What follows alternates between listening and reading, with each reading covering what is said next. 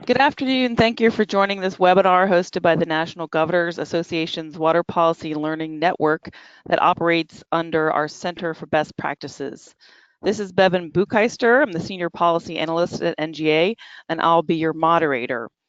As you all know, the majority of the 50,000 water systems in the United States are small systems, and many are finding it difficult to meet the multiple challenges of upgrading aging infrastructure, treating new contaminants, and keeping water affordable. Consolidation and regionalization can help small utilities meet these increasing pressures. So there are several different options for consolidation, and they range from partnerships, administrative operations consolidation, co-ops, regionalization, and then full operational consolidation of a utility. But today we're going to hear from two speakers. We're going to hear from a speaker from Kentucky that is going to examine consolidations of smaller public utilities into larger public systems. And we'll hear about consolidating water utilities in a private model, so when they are turned from public into private operations. Let me introduce our speakers to you. Our first speaker will be Gary Larimore. He's the Executive Director of the Kentucky Rural Water Association, and he's been in that role since 1979. The Kentucky Rural Water Association is part of a larger network. They have rural associations in 49 states, and they provide management solutions and hands-on technology support and utility optimization for small utilities, and to help them achieve and maintain technological, managerial, and financial capacity. He also serves as Secretary-Treasurer of the Kentucky Rural Water Finance Corporation, and they help communities obtain competitive financing. Mr. Larimore is the co-author of several publications, and one of them I'd like to point out is the Kentucky Rural Wastewater Manual for Policymakers. Our second speaker, Debbie Dewey, is president of Indiana and Michigan American Water, and they provide water and wastewater services to over 1.3 million people. She was also served prior to that, she was the vice president of operations for Indiana American Water, and she served as the president of an economic development business incubation organization. And she also has a Kentucky connection, having previously served as the president of Western Kentucky Energy, where she led 500 employees in the transition from a nonprofit electric cooperative to an investor-owned generation subsidiary. So before we begin, I have a few announcements for the listeners. The webinar will be recorded, and GoToWebinar will email you a link to the recording tomorrow. We are also just taking written questions on this webinar, so you can type your questions in the question box on the control panel at any time during the presentation. And there's an option also to send them privately or send them for everybody to see. And so I'll be posing those questions to the speakers at the end of each presentation. So,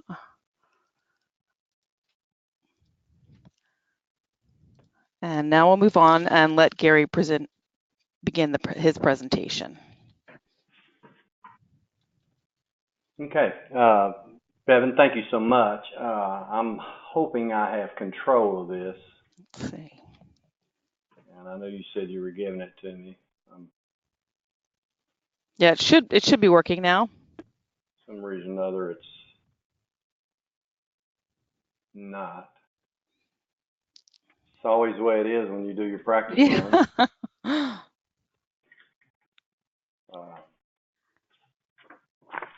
We can advance the slides if it's not working. Okay, go ahead and advance if you don't mind. Okay. Maybe once we get it started.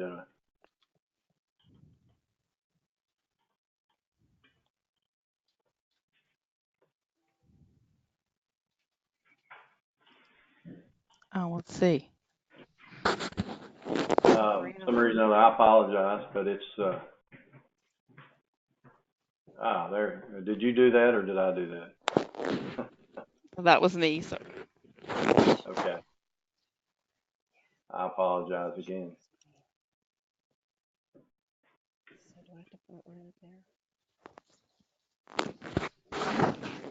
Okay.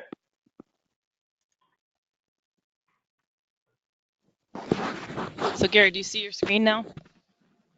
Yeah, I can see on there. I'm just not able to Oh, okay. advance. So what I've got on my screen is what's so great about Kentucky water and wastewater utilities. You want to just Okay. start with And that? I'll just advance it for you. Yeah. I'm not sure what happened here, but so I'll try not to.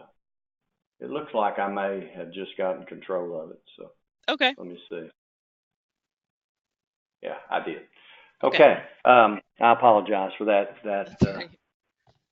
I'm always thank thank everyone for being here on particularly on this Halloween afternoon here in Kentucky. We're beginning to start getting some rain.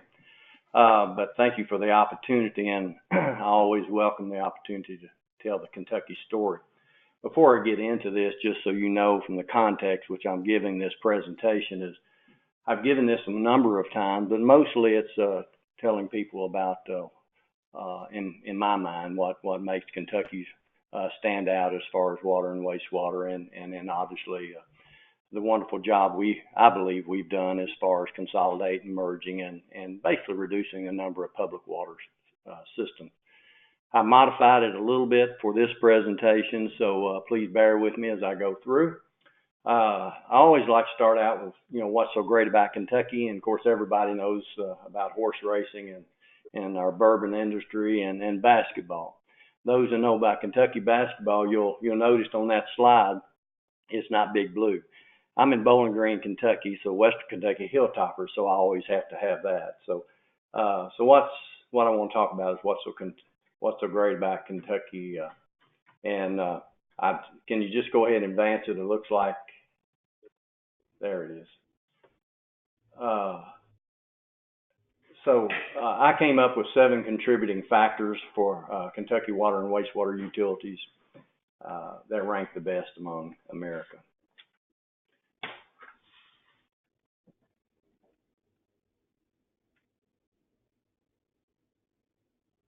Okay, it's working now. So the 7 contributing factors I've got here is climate, geography, federal laws, state laws and regulations, federal funding, state funding, planning, Kentucky Rural Water Association. And then I want to make a special note at natural consolidation, and we'll spend a little bit of time on that. Climate and geography. Kentucky is a water-rich state. We average nearly 50 inches of rain a year. Kentucky has the second most stream miles, 90,000 stream miles of any other state besides Alaska.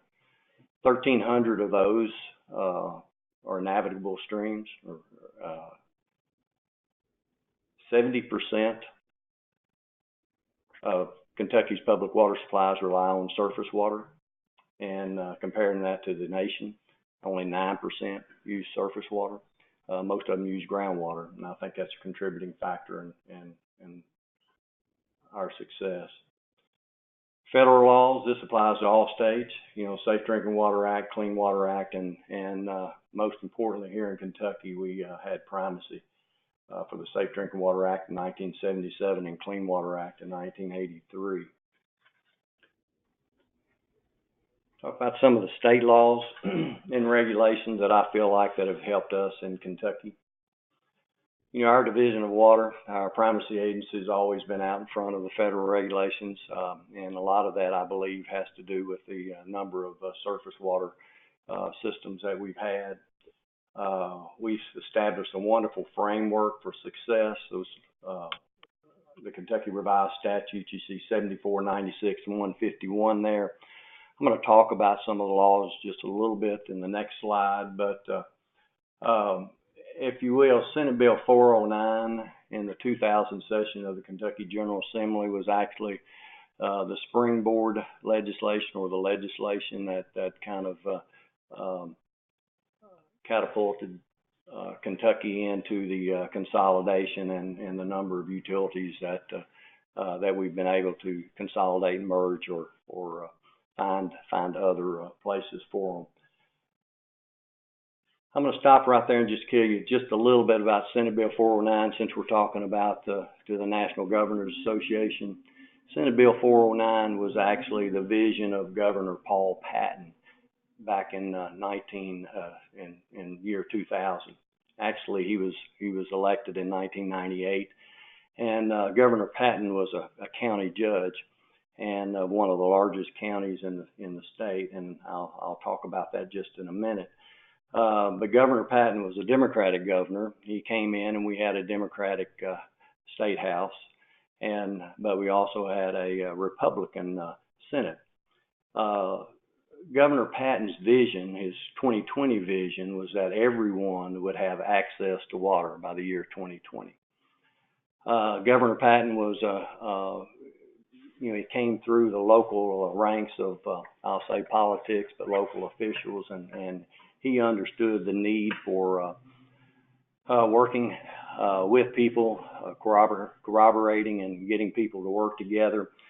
So he reached out to Senator Dan Kelly, who at the time was the Senate floor leader, and asked Senator Kelly if he would share his visions and help them come up with a mechanism, if you will, to relook at ways that we did water management and planning here in Kentucky. So they came together to formulate Senate Bill 409, and I'll be talking about that a little bit more. And Gary, this is Devin. Yes. I just wanted to, when you said Governor Paul Patton was a former county judge, for the rest of us, that means county executive. Is that correct? That is correct. Yes. Okay, I just wanted to clarify that because judges usually, we're thinking somebody who sits on the bench, but that means county executive in Kentucky, right?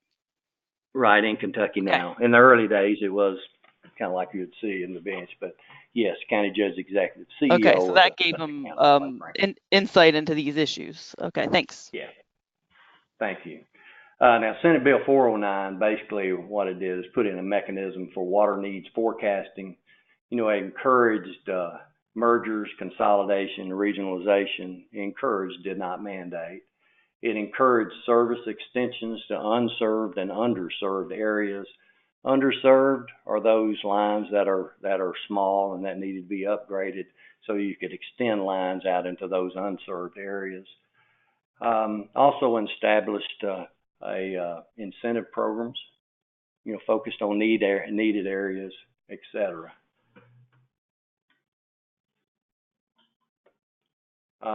Need to point out, Division of Water, Public Service Commission, Kentucky Infrastructure Authority, and utilities all work together to come up with this plan, if you will.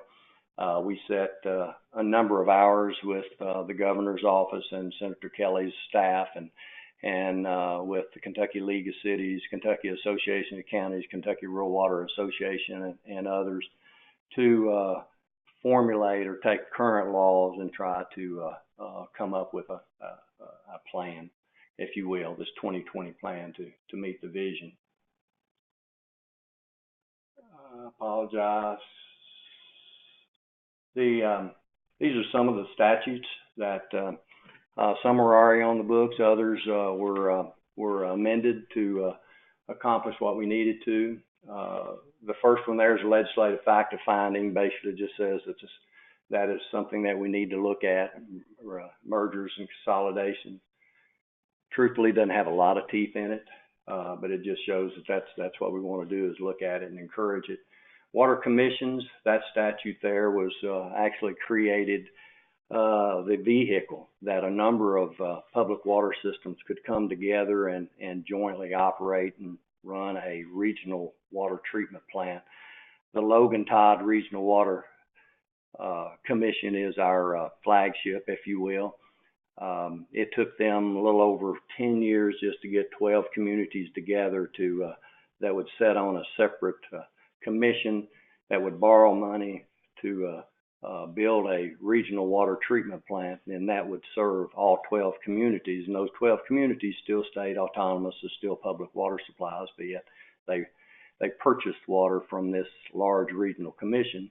They all had seats on the board, and that was very, very important that people, regardless of size, had the same vote, if you will. Just flash forward to now, today, in 2018, Logan Todd has just now has expanded into about 14 different communities, and actually is currently doing a $26.5 million project funded through rural development to extend a transmission line into Springfield, Tennessee, and serve them, be their primary source of water as well. Springfield is just north of Nashville, Tennessee, and that's one of the fastest growing areas in Tennessee at this point. Now, federal funding has always been very, very important to Kentucky. USDA rural development has been great. Since 1994, USDA has funded over $1.3 billion into Kentucky. The establishment of the state revolving loan fund through the Safe Drinking Water Act has been very, very important to Kentucky as well. More importantly, those two federal funds, they cooperate together. They communicate regularly on projects, etc. So we can leverage those dollars, and that's what Senate Bill 409, quite frankly, got us in the mindset of, with the limited resources we have, we need to make sure we sit down and do a good job of planning these projects, and let's find out how we can leverage the existing dollars that we have. Also, Kentucky's U.S. congressional delegation has always been very, very supportive. In those years, earmarks was still available, and Kentucky benefited from those earmarks, so we were able to leverage those dollars as well. So Kentucky typically receives more money from Washington than we pay in taxes, so that has been a benefit. State funding and planning, and Kentucky's 2020 plan has led to over $880 million in funding. Anytime I speak before the Kentucky General Assembly, I continue to thank them for their investment in water infrastructure. Senate Bill 409, established a bottom-up planning process, and I'm not going to get into that a lot, but I think we'll run out of time. But I want to point out a couple of important items on that planning process. One of the things it did was the Kentucky Infrastructure Authority was reorganized.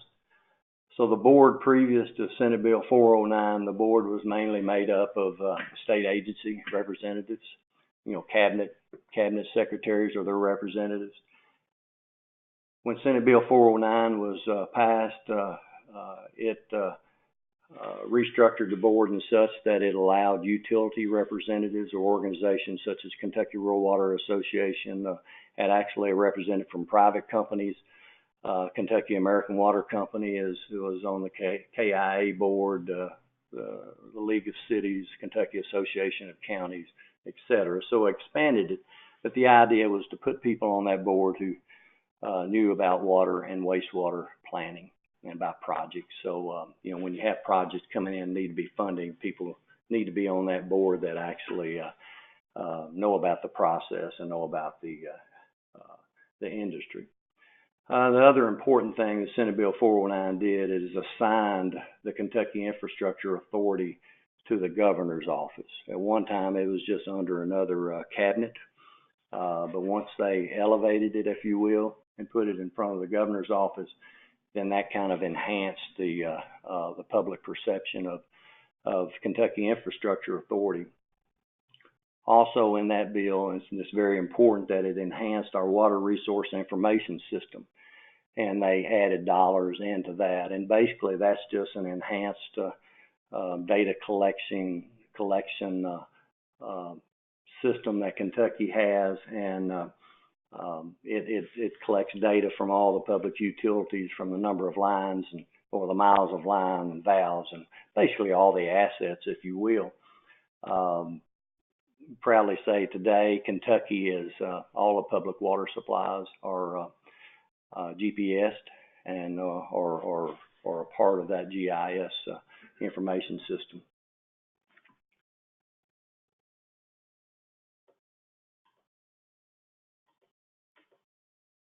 I can't get it with one click. I apologize.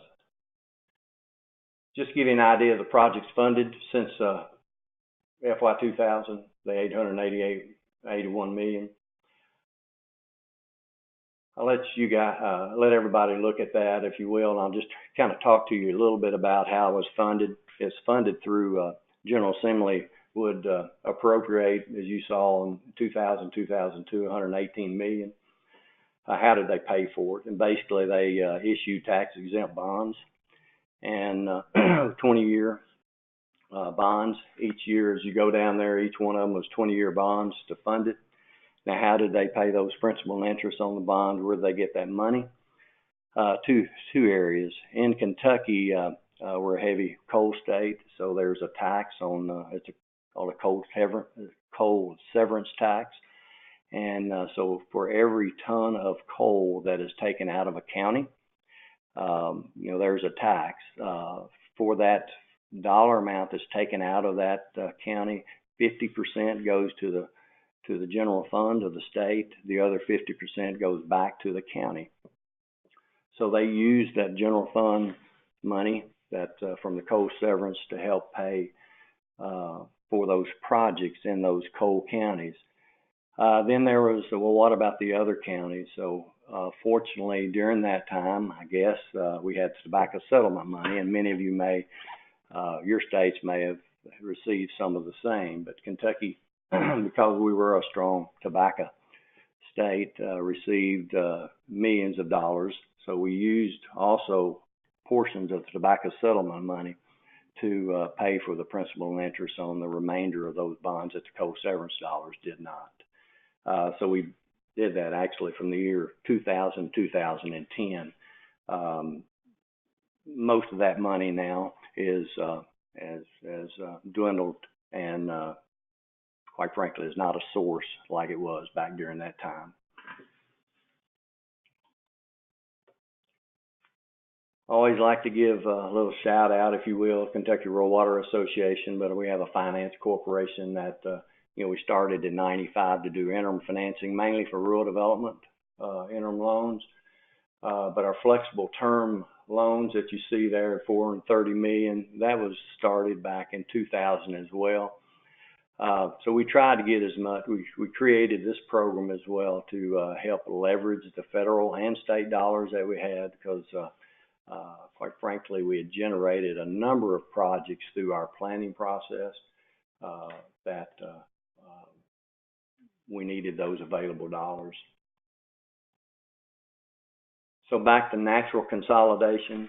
And the reason I say natural consolidation is because my experience has been that forced consolidation in Kentucky does not work. We tried it a couple of times, and to this day, those are still some troubled systems. You have got to get local buy-in to those things.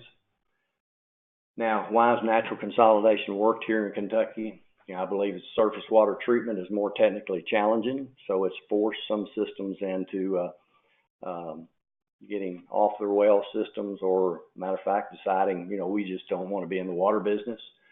Water districts and water associations in Kentucky, we have 112 water districts and about 20 water associations. Water associations are nonprofits like rural electric co-ops. They're primarily your rural systems. They're a little bit larger.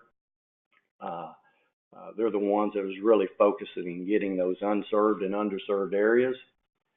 An area that I also believe that really helped was municipal utilities expanded service outside their city limits. Prior to this time, it seemed like municipals were a little short-sighted, in my opinion, in that they didn't want to extend service outside their city limits unless the group of people that were wanting service agreed to annexation. I believe they needed to flip it, and that's what's happened. They started serving areas outside their city limits, not worrying about the other services to provide it, just provide water and sewer, in this case water. And then what has happened over the years, now that areas have been annexed in. So it was just kind of a carrot, if you will. So that is certainly, if think about policy or anything like that, and we do have laws that allow municipals to go outside the city limits.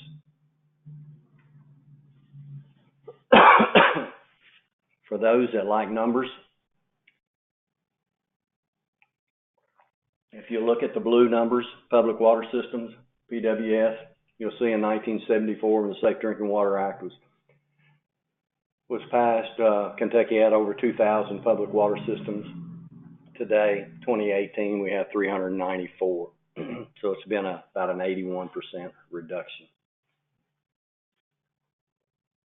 Now, how do we compare to other states? I just use Wisconsin for an example, who has 11,426 public water supplies compared to the 394 for Kentucky. What's in green is your community water systems are basically what we would think of as the main provider of water out there, your towns and your water districts, etc. This slide also shows kind of a breakup of what we have, and if you'll see, Kentucky is not a small system state. We're more medium and large systems states. And what that has allowed us to do is have a little better management and governance, although we still have some issues, but by and large, we don't have the issues that we used to have.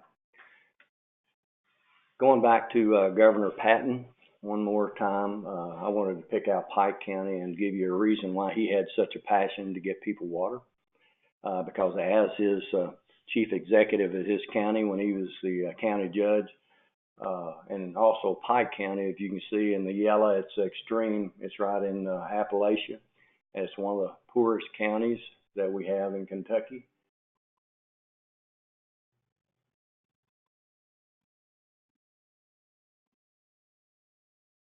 I'm clicking, but it's, there we go. So Pike County in 1974 had 189 public water supplies. So I'm not going to stay long on that. The green is community water supplies. Today, they have 3 active public water systems. So Governor Patton, then County Judge Patton, he knew how important that was to get that everybody needed clean, safe drinking water. Quite frankly, it's all about economic development, and that was part of his passion to get that. The 3 active public water supplies that you see there, Elkhorn City, it's still a small city, only 500 meter connection. Pikeville, which is the county seat of Pike County, it's less than 5,000 meter connections, so it's not huge as far as the number of, but Mountain Water District was primarily the culmination or the merging consolidation of a number of those public water supplies, and today it has well over 1,000 miles of water line in probably one of the hardest terrain that we have in Kentucky. With that, with the topography and all, would requires them to have hundreds of pump stations and hundreds of storage tanks, which adds to some of their operational issues as well, but it certainly can be done. You've heard that Kentucky's percentage served population, what we show here is 95.4%, depending on who you're talking to, it can be 96, 97%. We try to mine our numbers. I feel comfortable with this. Shows you 103 out of 120 counties serve more than 90% of their population. Only 5 counties is less than 75%. If you'll notice those least served counties, those 5, they're in the extreme western part of the state, and that's where groundwater is more plentiful and more accessible than any other part of our state. I talked about the Water Resource Information System, and quite frankly, I wanted to use this visual to show you that our map of Kentucky. So this is all the water lines that we've been able to, through the GPS and put together. And visually, if you'll look down the western part of the state on the left on your screen, that's the 5 counties that are really talking about around the land between the lakes and Kentucky lakes and through there, but they're very plentiful, rich aquifer down there. Now we'll if you'll look up around the Ohio River in the middle, you'll see a gap there that does not have any water lines. That's actually Louisville Water Company in Jefferson County. And they had not chosen to share, for whatever reason, their infrastructure and their lines and all that. But all that area is indeed covered with water utilities, well, water service, if you will. It's just not on the public water resource information system. So in closing, all right, what can governors do? I'll say follow the Kentucky planning model. We've encouraged regionalization, no mandate, provide incentives, financial and regulatory, allow flexibility. It's very, very important. And no two situations are the same. Invest in water and wastewater infrastructure. Sustainable and resilient water utilities are essential to economic and viable communities. It's back economic development. Develop a water resource information system. That's a powerful, powerful tool for us. I think Kentucky can be one of the only states, or one of the few states, that can say that all of its public water supplies have digital mapping. And not only that, from a governor's standpoint or policy standpoint, when you have companies that are coming in looking to locate, this water resource information system can be viewed as an economic development tool. And quite frankly, that's what it started out to be, but it's continued to grow more and more in that. We continue to keep not only water needs forecasting, but we try to keep it up to date by constantly going back and updating those maps and having utilities do that on a regular basis and sending in that information. It's a great asset management tool. Emergency response tool is perfect for that as well. So with that, I'll finish, and I think I may be a little over my time, and I apologize for the technical problems that we had. Well, thank you, Gary. We're going to hold questions and take questions for both of the speakers at the end of the webinar, and I'm going to turn it over to Debbie Dewey now to tell us what some private consolidations look like in Indiana and how some of the state laws in different states have helped support water system consolidation. So Debbie? Okay, can you hear me, Bevan? Yes, can hear you fine, thank you. Okay, I'm going to try and see if I've got control here. I do, thank you. Well, good afternoon, everybody. I appreciate the opportunity to speak to you today, and I'm going to talk a little bit about challenges that are facing water utilities today and some of the policy initiatives that are aimed at addressing those challenges by supporting a regional approach to water service, really what Gary was talking about. And I'm also going to give you a few examples of consolidation through privatization. But first, I want to talk just a little bit about who we are. American Water is the largest publicly traded water and wastewater service provider in the United States. We serve approximately 14 million people in 1,600 communities with water or wastewater services. We have 3.3 million customer connections. And the gray states on the map here show you where we have regulated water and wastewater operations. We're regulated by public service commissions. American Water plans to invest more than $6 billion over the next 5 years in infrastructure, and the majority of that is going to go into its regulated systems in those gray states. Annually, American Water invests about $1.3 billion in its regulated systems. And in those gray states where we have regulated operations, we manage more than 370 individual water systems with 50,000 miles of main, 600 treatment plants. Let me see if I can advance this. But first, I'm going to talk a little bit about challenges. There are a lot of challenges facing our industry, and first and foremost, of course, is aging infrastructure. We've got over 1 million miles of water pipe in the U.S., and every year in this country, we lose about 20%, or 2 trillion gallons of already treated water from aging water pipes. The American Water Works Association, AWWA, has estimated that we need to spend about $1 trillion over the next 25 years in the U.S. just to maintain the systems that we have, not for growth, just replace that aging system. So on top of that aging infrastructure, you add emerging contaminants that can result in lasting harm to the public. This was news to me, I discovered there are 130 million registered chemicals today, and a new chemical is read every 2.5 seconds. And you think about that, and you think about having the dollars to invest in research and development to identify not only do these emerging contaminants get into the water supply, if they do, what does that mean to public health? What do we need to do to treat for it? What about the pharmaceuticals and the personal care products that we know are getting into the water supply? Legionella disease is on the rise. What about the cyanotoxins, algae blooms, definitely on the rise this year? Or we all hear about the PFOA and PFOS chemicals.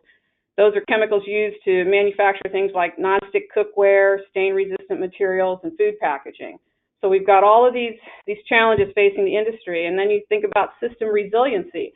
I think that recent hurricanes have definitely been evident what can happen with extreme weather events, and it can create long-term service interruptions. Droughts and usage are stressing water systems. 40 of the 50 states expect shortages in some portion of their state over the next decade.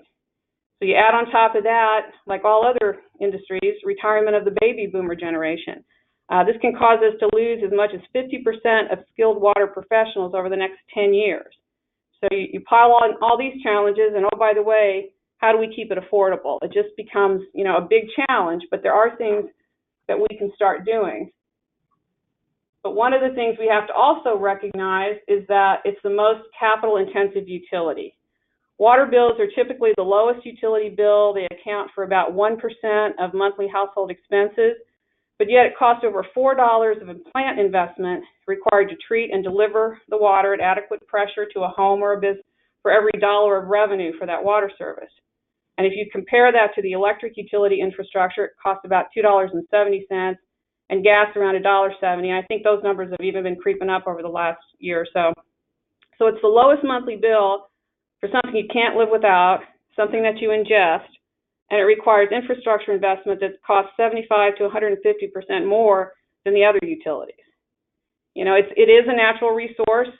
We hear from our customers sometimes it falls from the sky, but the service to treat it and deliver it is costly, and it's paid for by rates or taxes or a combination of the two. So how do we get some of our local officials who run small municipal systems, mayors, town council members, town council presidents, very often, how do they get elected on a platform that says, hey, we need to invest in our aging infrastructure, I'm going to raise your rates, vote for me? They're kind of between a rock and a hard place of getting elected, knowing that things need to be invested, and it makes it very easy sometimes to kick that can down the road in terms of making significant investment to replace aging infrastructure. It becomes part of the challenge as well. So we've got these local elected officials running municipal systems. They've got tightening budgets, pension obligations, increasing environmental standards that they may not be well equipped to handle and address. And it's driving some small system owners and those municipal leaders to, okay, I didn't hit that and it moved. Right, there we go.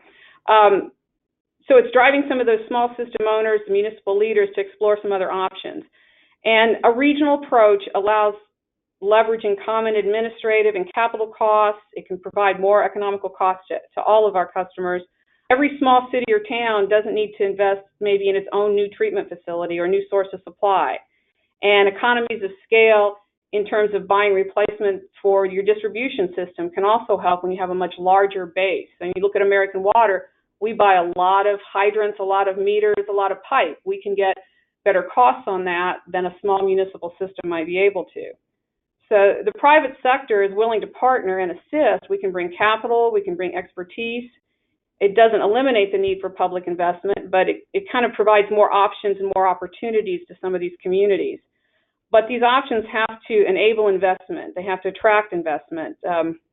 They need to require certain standard enforcement or enforcement standards so that all water system providers have some minimum level of performance to protect the public health. And if government funding is going to be made available to help support infrastructure investment and replacement, that investment should drive compliant, efficient systems and not reward inefficient systems. And with regard to regionalization, if there are tax dollars made available to help with replacing infrastructure that's aging, it shouldn't matter who the owner of it is. If it can help keep the rates down, everybody's a taxpayer, so everybody should have equal access to those types of programs or funding that can help keep rates down. But I think that the water industry can take a lesson from, I'm not seeing my advancement here. Evan, I think I lost my ability to advance the slide. Oh, there it goes. Okay, we can take a lesson from the gas and electric utilities. If you look at these maps, on the left, the gas utilities, that's all of the gas utilities in the United States. And on the right, all of the U.S. electric utilities. And then you look at the water map, and look at that. The water industry is so fragmented that creates this challenge, too. You have so many small systems. Bevan talked about it. Gary talked about it as well. And then they've got these huge challenges that they're facing with emerging contaminants and aging infrastructure. As Bevan said, there are over 50,000 water systems in the U.S., and the majority of those are owned by capital-constrained entities. 80% of the water systems serve a population of 3,300 or less. 90% serve a population of 10,000 or less. That's equivalent to about 3,000 homes. So 90% of our water systems in the U.S. serve about 3,000 homes or businesses. And that creates a challenge, but regionalization, consolidation can help address that challenge of fragmentation. We can have leverage central functions like the supply chain, the procurement, customer service, lab testing. It allows funneling resources to do research and development and be able to apply and deploy more advanced technologies to address those challenges, emerging contaminants and things like that. And that's part of what the consolidation, regionalization can support. And these are just some of the legislative and regulatory policy areas that we're seeing that support this consolidation. It's establishing mechanisms that can drive needed investment, can attract investment, expand the sources of that investment. The policy can provide authority to the regulators to make decisions in their rate design that address the challenges. So some of these wait, I advanced too fast again, didn't it? Like it's doing it twice for me. Some of those fair market value for the utility assets. If a small system wants to sell for consolidation, let's say a private company buying it like American Water, Indiana American Water, to be able to get the fair market value for their assets. If they've got contributed property, sometimes they might have mains and service lines that were put in by a developer developing a new housing development and then turned over for ownership. Or maybe they were able to get a grant, a generation ago to put in some assets, treatment facility or something, to allow them, if that has value today because it's working and it's used and useful, to allow them, if they're selling their system, to get the value from that system and be able to include those things like contributed property from the developers or from grants that they have. That's it. Also, anything that streamlines the utility consolidation process. If there are required referendums and the process that you have to go through to make the sale happen, the more complicated that is, the longer it takes, it will discourage the consolidation. Very often when some of these small communities are looking at selling their system, having this consolidation opportunity, very often they're already in a very distressed mode. And something that takes 2 or 3 years to get them out of this distressed situation is just too long. We need to make that more streamlined. There need to be those accountability standards. You have to have minimum standards for environmental compliance and adequate cybersecurity and making sure that you have long-term asset management plans, just kind of the ante to be a good water provider, that that you can have sustainability, reliability, and safe drinking water.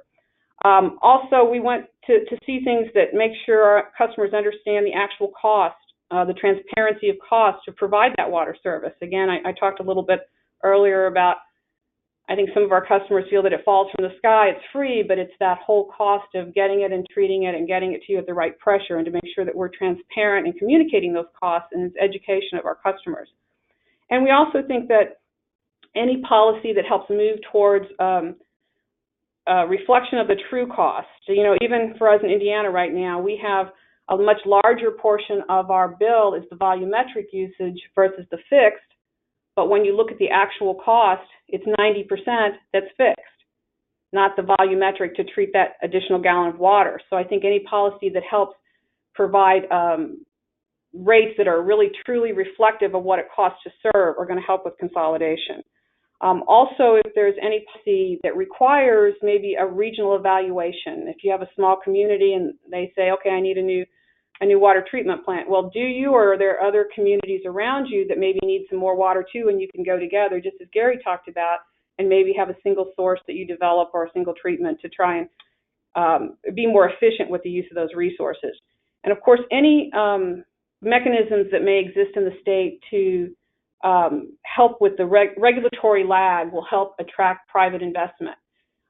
If we're investing $1 million today and can't start getting a return on it for 5 to 6 years until the next general rate case, that makes it less attractive to bring private dollars to help solve some of these challenges. If we can have mechanisms that allow reduce that regulatory lag, that's always going to be beneficial to attracting more private investment. The next one here. This next chart is just kind of a timeline that shows in the regulated states where American Water operates, some of our regulated states, some of the legislation that has been passed that support this regional approach. These are enablers to regional service providers. One enabler is consolidated single tariffs for water or wastewater. Whenever you can consolidate the tariffs more, then you can spread the cost of that infrastructure investment over more customers, so everyone sees a much smaller impact to their bill than if it's over just that small community. For example, in Missouri in 2016, Missouri American Water was able to consolidate tariffs from 19 to 3 water districts and 13 to 2 water districts. So in one area, if there's $1 million needed today for aging infrastructure, it's spread over a lot more customers, and then next year it may be one of the other communities in that regional area that needs it. But again, everybody sees a much smaller impact. Indiana American Water has single tariff pricing for over 302 customers across the state in 50 communities. Another enabling legislation that facilitates acquisitions of these smaller troubled systems is, as I mentioned earlier, that fair market legislation. California led the way with fair market legislation in 1997. Missouri, Pennsylvania, Illinois, New Jersey, Indiana all have some version of this legislation.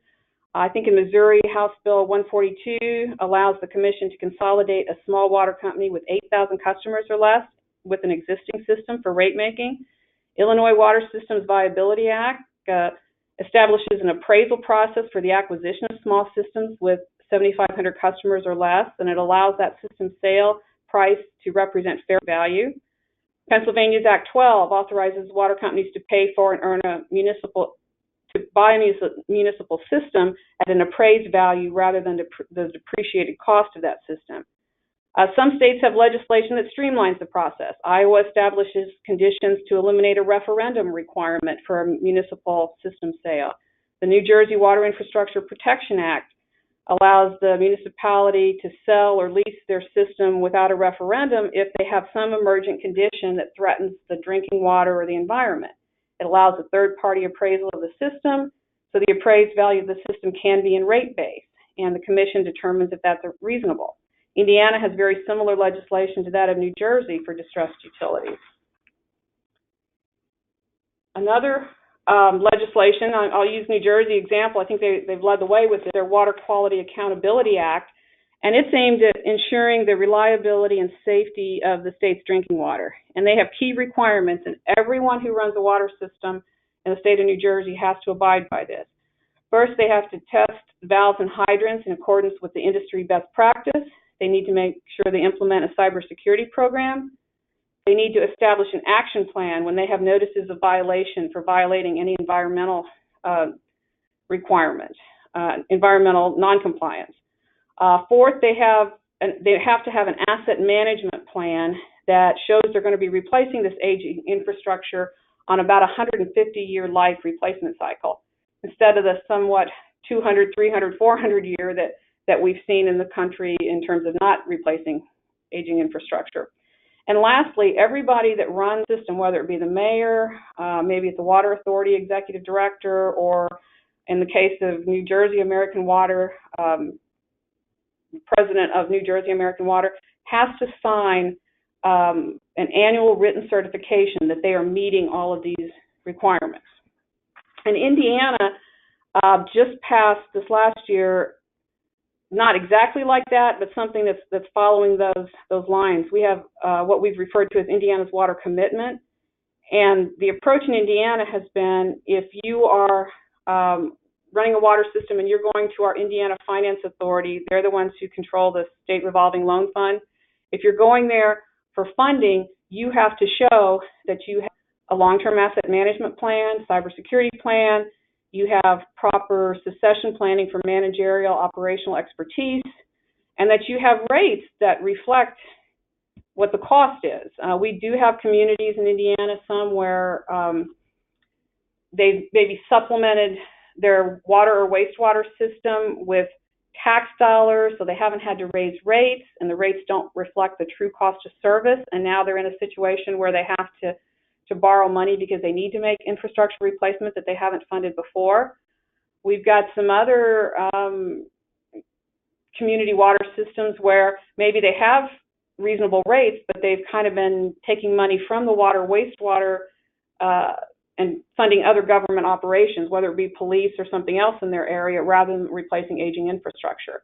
And so that's, again, being that local elected official who has so many demands on you, trying to also address this water, wastewater industry and all of the changes and emerging contaminants and everything you have to deal with to address that in the right way with everything else that's on your plate.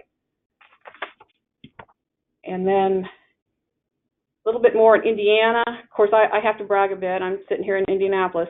Indiana has been ranked the #1 most efficient state government. And so we have efficiency expectations. We have driven down our property tax. We have property tax caps. And so what's happened sometimes is some of our communities have subsidized their local operations from their water wastewater service revenue and maybe not done the replacement investment that they need to do. Again, we have a lot of good, well-run municipal community systems in Indiana, but we've got some that are just because of some of these decisions. And again, as I said, when you're elected for 4 years, but you have to make water or wastewater decisions that impact generations. It's just a tough position to be in. The Indiana Finance Authority, in fact, did a study about 2 years ago, 100% participation of all of the water systems in the state, and they identified a need just in Indiana for just the water systems. We need to invest $17 billion over the next 20 years just to maintain what we've got, and that's just our state. But this gives us a lot of good data now to start getting good legislation, good policy in place. We have a Distressed Water and Wastewater Utilities Act.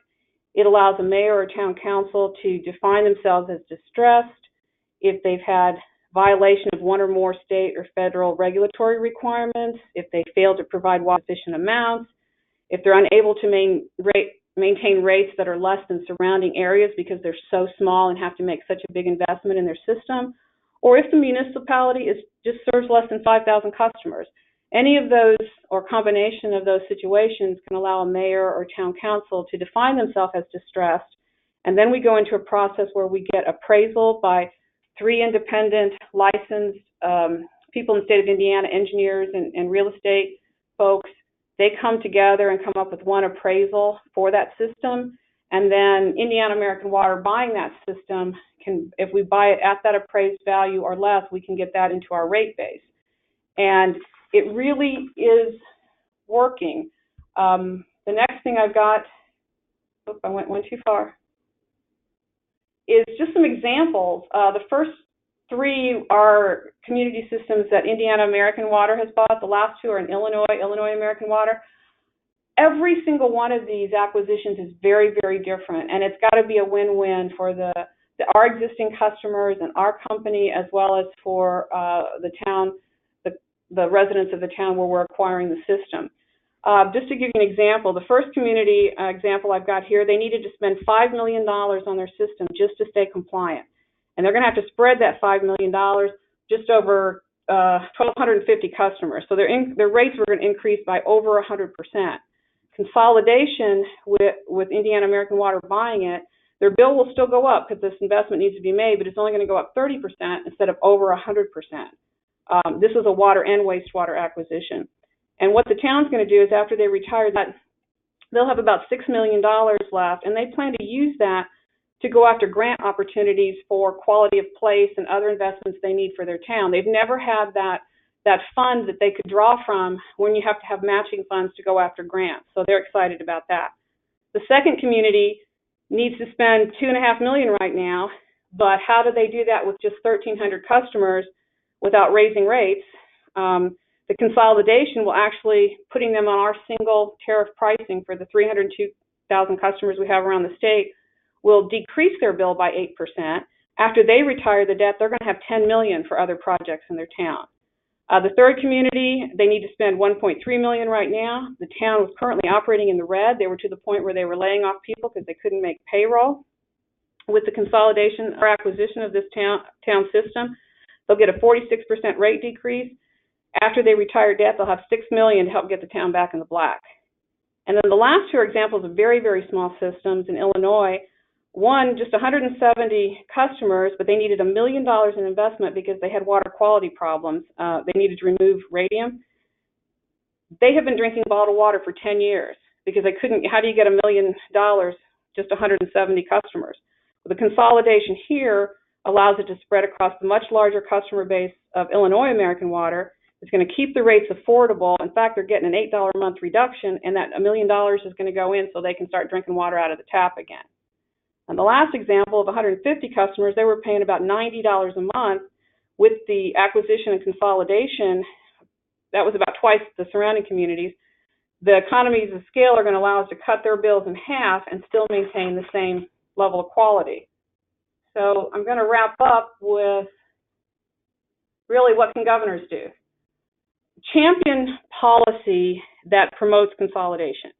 Things like streamlining the process for selling a water system, make it easier and less costly for those small communities to get out from under an obligation to serve that they may not be well equipped to do going forward.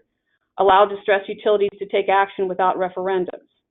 Allow system owners to get a fair price for their system. They can make use of the full value of their system to monetize, help them solve other fiscal problems, retire debt, and fund other projects in their community for growth and quality of life. Hold all water service providers to a minimum standard of prudent management of operations and decision making. It kind of helps remove some of the difficulty of local politics in terms of making sure you have sustainable, safe, reliable drinking water. Set consistent enforcement standards that all operators have to meet to protect that safety and sustainability. You can also provide mechanisms that reduce regulatory lag. If your state has less regulatory lag when a private company is coming in and making an investment, you're going to attract more private investment. The more private investment you attract, you get the economies of scale, and you also get this aging infrastructure replaced quicker. Consolidate tariffs where you can to spread the cost among more people and minimize that individual rate impact. Combine water and sewer operations if you can efficiently, also minimize rate impact. Remember, water customers are all taxpayers, so if there's any grants or low-interest loans from government dollars, they should be accessible regardless of who owns that system. And ensure that there's a regional approach to evaluating system investments, especially before permits are issued from your Department of Environmental Management or loans are issued through your state revolving loan fund. Make sure that you're lending it or giving those permits to a system that meets certain minimum quality standards. And if they're trying to put in something new that you think some consolidation would help and reduce the cost to all the ratepayers, what can you do to help encourage that through legislation or policy that you set? So that's really the end of my comments. I guess I'll turn it back to Bevan for any questions. Thanks, Debbie and Gary. Well, we are sort of out of time for questions, but I want to thank you all for pointing out that that governors and legislators can champion law and policy to support and incentivize both the public model of consolidation, and in Kentucky we see it took a governor champion, it took passing laws and a lot of planning, cooperation between the government and the associations and the water experts. It took a sustained investment. It took a lot of public education, and it took a lot of time as well. 44 years to go from over 1,000 to 300 water systems there in Kentucky. And Debbie, you gave us a lot of great examples of policies that governors could champion to help with the private model of consolidation, both spreading the rate around to your whole system there, so you get those economies of scale, and you can support some of those smaller systems, and also using that fair market value instead of the depreciated value of the utility. I think for both of you said it's a case by case basis to decide whether a community is going to consolidate, and they don't always see the rates decrease. Sometimes they increase, but it was important to note that the increase might be cut by like 50% when you consolidate, and then communities can also realize some capital, or take some capital out of that, and deal with the other debts that they have. A lot of times these are pension debts.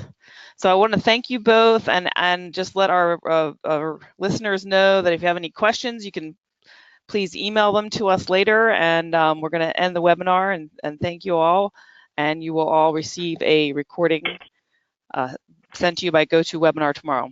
So thanks, Gary and Debbie. Thank you. Thank you.